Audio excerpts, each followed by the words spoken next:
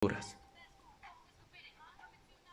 La historia clínica viene a ser una narración ordenada y detallada de todos aquellos acontecimientos psicológicos, físicos y sociales del paciente, ya sean estos presentes y también pasados. La historia clínica va a surgir principalmente de la anamnesis, del examen físico y de la elaboración intelectual del médico.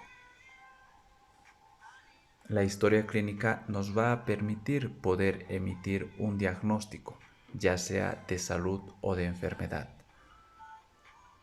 En sí, la historia clínica constituye un documento de carácter médico, científico, legal, económico y humano.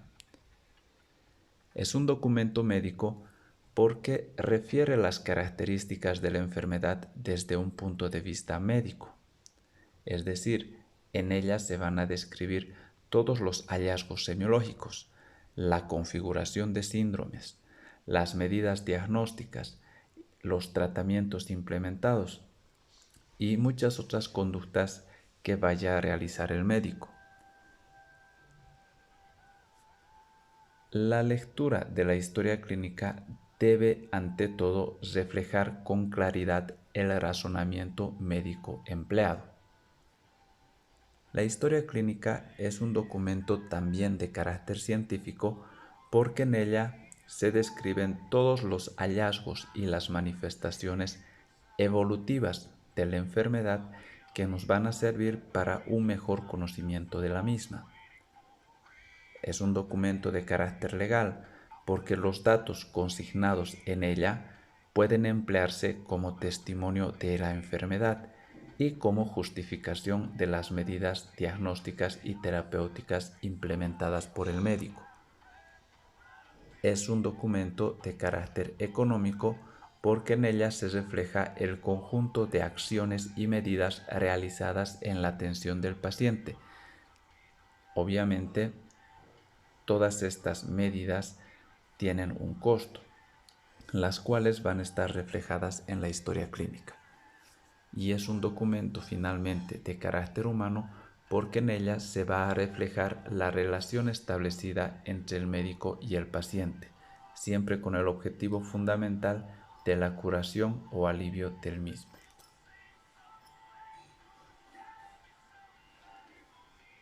Recomendaciones en relación a la historia clínica.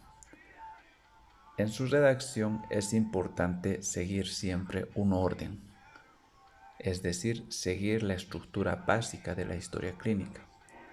Debe ser también legible, es decir, en las historias clínicas que vayan a ser manuscritas, la letra debe ser entendible por todos.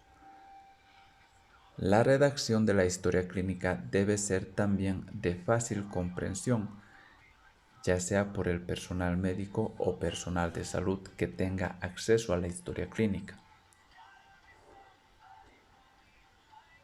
En cuanto a la estructura básica de la historia clínica, podemos mencionar 6 partes. La primera, que es la anamnesis, que trata acerca de todo el interrogatorio y cuestionamiento oral verbal que se realiza por parte del médico al paciente. Es la indagación acerca de las características de la enfermedad y antecedentes del paciente. Recordar que este es un interrogatorio que se realiza de manera oral. El examen físico. El examen físico viene a ser ya una exploración. Puede ser de inspección o de contacto del paciente. En el examen físico se van a seguir las maniobras clásicas semiológicas, como ser la inspección, palpación, percusión, auscultación, y estas se van a ver complementadas por exámenes de laboratorio y gabinete. Continuando la estructura de la historia clínica viene el resumen semiológico, que es un resumen o, por decirlo, es una historia clínica abreviada que va a consignar todos los datos positivos, tanto de la anamnesis como del examen físico, que nos vayan a servir como base para emitir diversas consideraciones diagnósticas. Es así que pasamos a la cuarta parte de la estructura de la historia clínica, que son las consideraciones diagnósticas. Las consideraciones diagnósticas básicamente ya vienen a ser un resultado de la interpretación de los signos y síntomas del paciente, de todo lo concerniente a la anamnesis y al examen físico, la cual nos va a poder, en primera instancia, configurar síndromes clínicos para que estos nos puedan orientar a un plan terapéutico y estudios complementarios para posteriormente establecer un diagnóstico definitivo.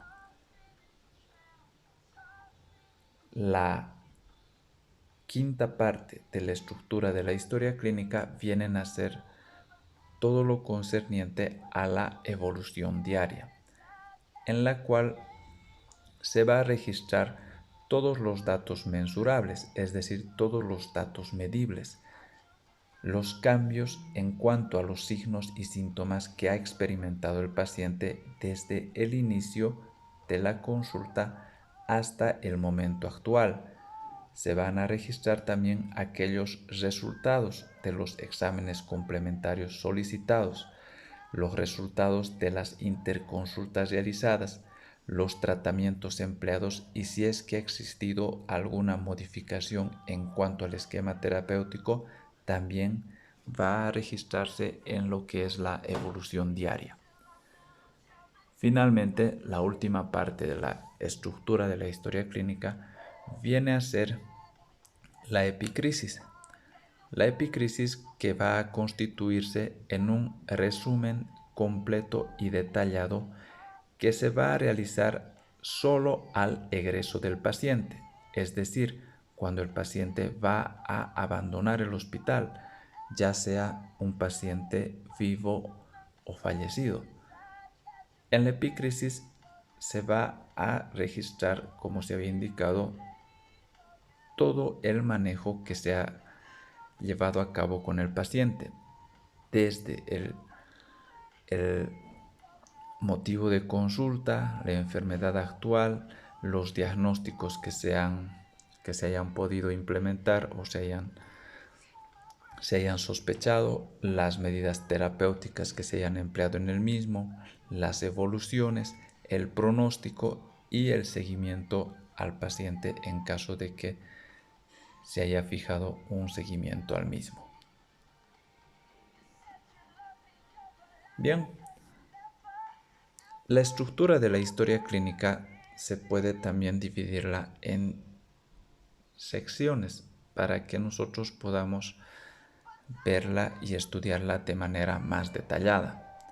Es así que la primera parte de la estructura de la historia clínica, que era la anamnesis, va a constar de las siguientes secciones: datos estadísticos, fuente de la historia clínica y confianza que merece, motivo de consulta o internación, enfermedad actual, antecedentes, personales, familiares, ginecobstétricos y revisión por sistemas. Estas secciones comprenden la anamnesis. La siguiente parte de la estructura de la historia clínica constituía lo que era el examen físico, y esta también se va a dividir en dos secciones para un mejor estudio: un examen físico general y un examen físico regional o segmentario. Y posteriormente tenemos las siguientes partes de la estructura de la historia clínica, que son el resumen semiológico, las consideraciones diagnósticas, la evolución diaria y la epicrisis. Bien, vamos a iniciar con la primera parte, que es la anamnesis.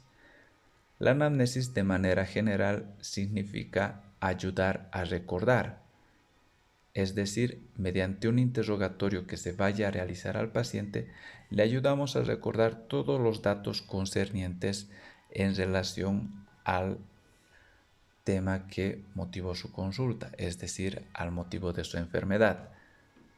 La anamnesis constituye la base real de la relación médico-paciente, al ser una forma de entablar una conversación, una comunicación con el paciente. El médico debe explotar al máximo todas las habilidades que tenga en relación a la empatía que puede conseguir con el paciente y la confianza que él mismo pueda tener en el médico para proporcionar los datos de la mejor forma posible y de manera más completa. La anamnesis es la indagación verbal acerca de las características de la enfermedad y los antecedentes del paciente.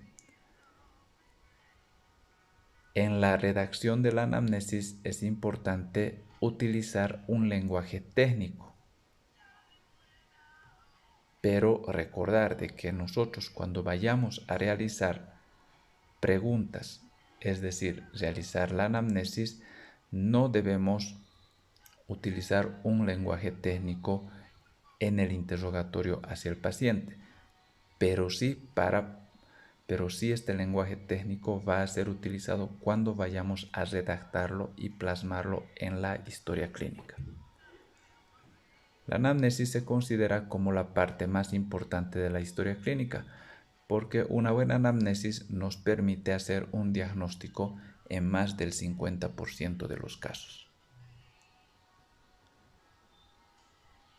La anamnesis va a comprender las siguientes secciones: datos estadísticos, fuente de la historia clínica, motivo de consulta, enfermedad actual, antecedentes y revisión por sistemas. Vamos a empezar con la primera sección de la anamnesis, que viene a ser los datos estadísticos o personales. Estos son importantes porque nos van a permitir identificar al paciente ya desde un punto de vista civil. Entre los datos estadísticos podemos mencionar los más importantes, como ser nombre, edad, nacionalidad, profesión, ocupación, nivel socioeconómico, género, estado civil, residencia, grado de escolaridad y finalmente una persona responsable del paciente. Recalcar que para iniciar una historia clínica siempre debemos empezar anotando la fecha y la hora de la realización de la historia clínica. Empezamos los datos estadísticos identificando al paciente, es decir, registrando el nombre completo del mismo. Si tiene 2 nombres, registrar los 2 nombres. Si tiene 2 apellidos, registrar 2 apellidos. Después pasamos a describir lo que es el género. Es importante el registro del género porque existen patologías propias del género o del sexo y patologías predominantes en relación a un determinado tipo de sexo, como por ejemplo son patologías propias del sexo, es decir, relacionadas a los órganos genitales y reproductores tanto masculinos como femeninos. Por ejemplo, un cáncer de próstata. Un cáncer de próstata vamos a sospechar únicamente en pacientes de sexo masculino y no en pacientes de sexo femenino, porque estas últimas carecen de aquel órgano. Como por ejemplo, vamos a mencionar un cáncer de mama. Un cáncer de mama es una patología ya no propia del sexo, pero sí predominante de determinado sexo. ¿Por qué? El cáncer de mama va a predominar en pacientes del sexo femenino, mas no es exclusivo, porque el cáncer de mama también raramente puede producirse en un paciente de sexo masculino.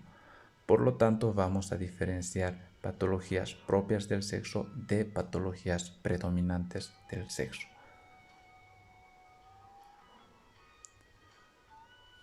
La edad también es importante en el registro de la historia clínica, una edad real y una edad aparente.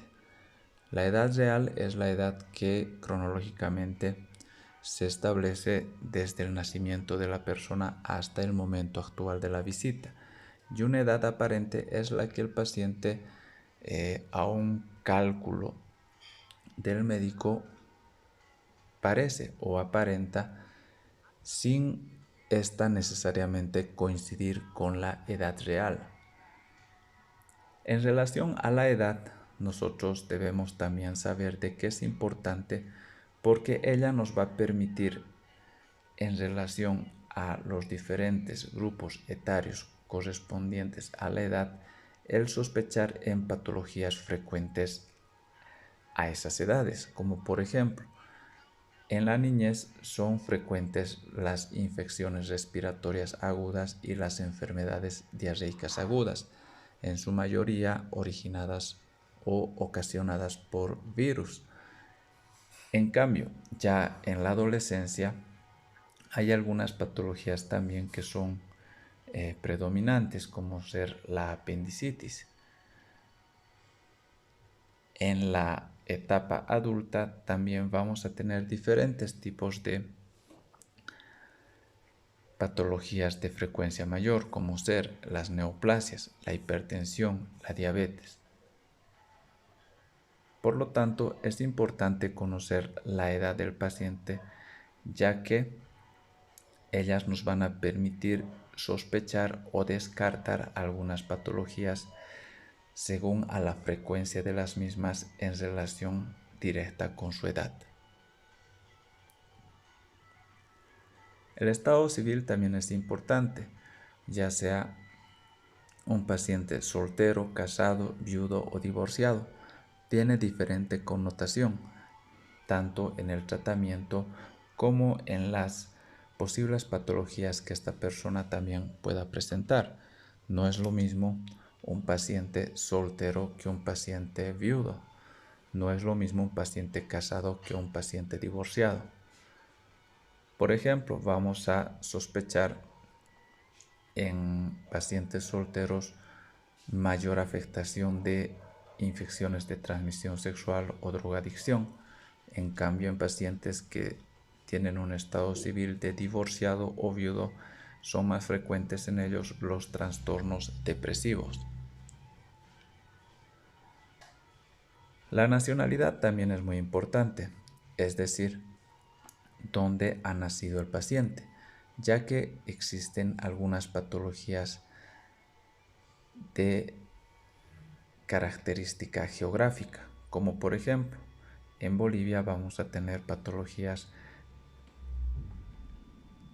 como ser tuberculosis, chagas, que son propias de la región. No así vamos a encontrar estas patologías en Asia o Europa, que sería muy raro.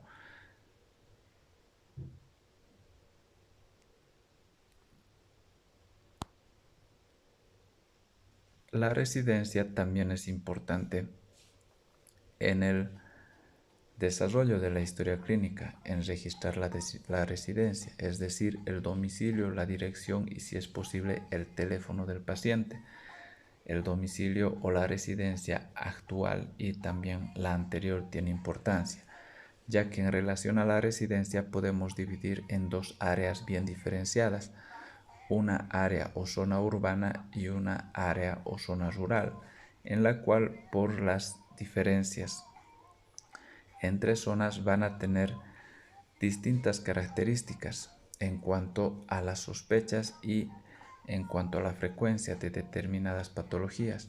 Es así que en el área urbana van a predominar las enfermedades pulmonares, nerviosas, neoplasias, todas ellas características de la zona y el tipo de vida y las condiciones, sobre todo ambientales, de las cuales se tiene en esa área o en esa zona. En cambio, en el área rural van a predominar lo que son las parasitosis, van a predominar los temas relacionados a la desnutrición, a la falta de servicios básicos, etc. La profesión u ocupación también es importante, ya sea una profesión u ocupación actual o anterior del paciente. Ambas hay que registrarlas, ya que el médico, o perdón, ya que el paciente cuando está ocupándose o trabajando en algún lugar está mucho tiempo expuesto a ese pequeño microclima que crea el trabajo que se crea en el lugar de trabajo donde él se va a desenvolver gran parte de su tiempo. Es así de que, en cuanto a la profesión u ocupación, también hay enfermedades o patologías más frecuentes. Por ejemplo, en los veterinarios es frecuente sospechar de brucelosis. En personas que trabajan en minas, por ejemplo, es muy frecuente encontrar cuadros de neumoconiosis. Esto debido a la inhalación de polvos. O por ejemplo en personas que están mucho tiempo paradas, como ser militares o un médico cirujano, los temas de insuficiencia venosa periférica son los más frecuentes en ellos. El nivel de escolaridad y nivel socioeconómico también es importante registrarlo en la historia clínica, ya que en relación al nivel de escolaridad nosotros vamos a tener una idea aproximada de cómo poder nosotros dirigirnos al paciente, cómo poder explicar, comunicarnos y sobre todo hacer que éste nos vaya a entender en relación a todas las indicaciones que vayamos a darle. En cuanto al nivel socioeconómico, también es importante saber si el nivel socioeconómico es un nivel socioeconómico alto, medio o bajo. También nos va a orientar a diferentes patologías propias de un nivel socioeconómico bajo, por ejemplo, enfermedades de la pobreza, Chagas, tuberculosis, desnutrición o enfermedades de un nivel socioeconómico alto, como por ejemplo obesidad, hipertensión, neoplasias o enfermedades relacionadas con el estrés. También es importante averiguar el nivel socioeconómico para que nosotros podamos a nuestro paciente dar algunos tratamientos o solicitar algunos exámenes que sean accesibles al paciente y no por ello, por la falta de recurso económico, ellos tengan que abandonar determinado tratamiento o no realizar diferentes estudios. Para ello nosotros tenemos siempre que buscar una alternativa para sobre todo hacer de que nuestro paciente vaya en todo momento ser beneficiado de nuestra atención. Y finalmente se va a registrar en la historia clínica una persona responsable del paciente, es decir, a quien podamos acudir cuando nosotros queramos hacer, por ejemplo, un control del seguimiento del tratamiento o averiguar acerca de cómo está nuestro paciente. O finalmente, en caso de que nuestro paciente no pueda emitirnos, por ejemplo, el consentimiento para una cirugía de emergencia, nosotros podamos acudir o llamar a esta persona responsable y ella nos pueda proporcionar el consentimiento para el beneficio del paciente. Bien, esa es la parte concerniente a lo que son los datos estadísticos o personales del paciente. La siguiente parte en la sección de la historia clínica es la fuente de la historia clínica y la confianza que merece la misma. La fuente de la historia clínica viene a ser el lugar o cómo o quién fue la persona o cómo es que el médico ha obtenido los datos que está registrando en la historia clínica. Estos datos pueden ser proporcionados generalmente por el paciente o también pueden ser proporcionados por un familiar, por el cónyuge, por el vecino, por el amigo, un policía, etc. Es importante en este acápite registrar e indicar de quién se ha recibido la información en primera instancia y también la confiabilidad que va a merecer la misma. Es decir, en la fuente de la historia clínica debemos registrar siempre esos dos elementos. Primero, de quién se recibió la información y segundo, la confiabilidad que merece la misma. Por ejemplo, si los datos nos los ha proporcionado el paciente, vamos a referir o vamos a registrar de esta forma. Fuente de la historia clínica, el mismo paciente que merece confianza. Esta segunda parte de la confiabilidad es también muy importante para que nosotros podamos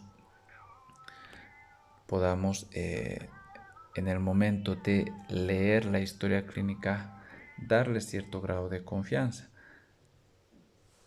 En caso de que la confianza no sea de confiabilidad los datos que se están obteniendo en la historia clínica, se debe explicar las razones de por qué no son confiables o por qué merecen relativa confianza.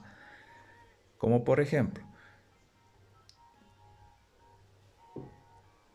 llega un paciente a emergencias y es traído por la esposa.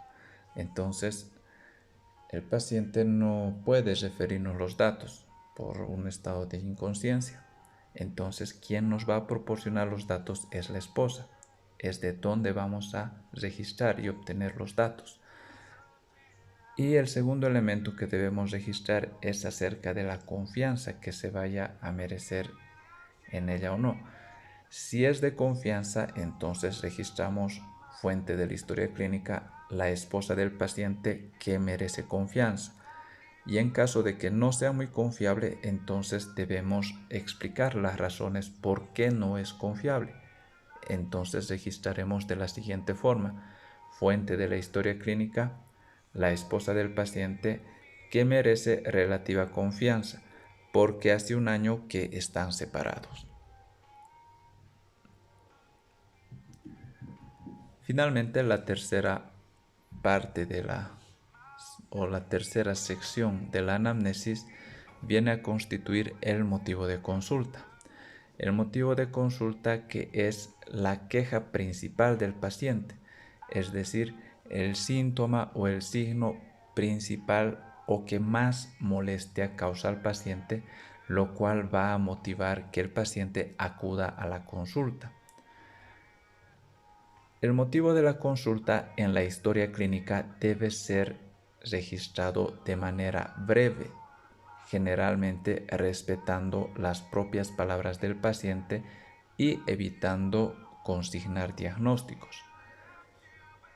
En la historia clínica debemos tomar dos elementos importantes y deben estar siempre en el registro: el signo o síntoma principal del paciente y la duración del mismo, como por ejemplo, náuseas y vómitos de 2 días de duración, tos seca y enflaquecimiento desde hace 3 meses. La finalidad del motivo de consulta es sobre todo orientar hacia el aparato o sistema afectado en primera instancia y también tener una idea acerca de la evolución de ese padecimiento.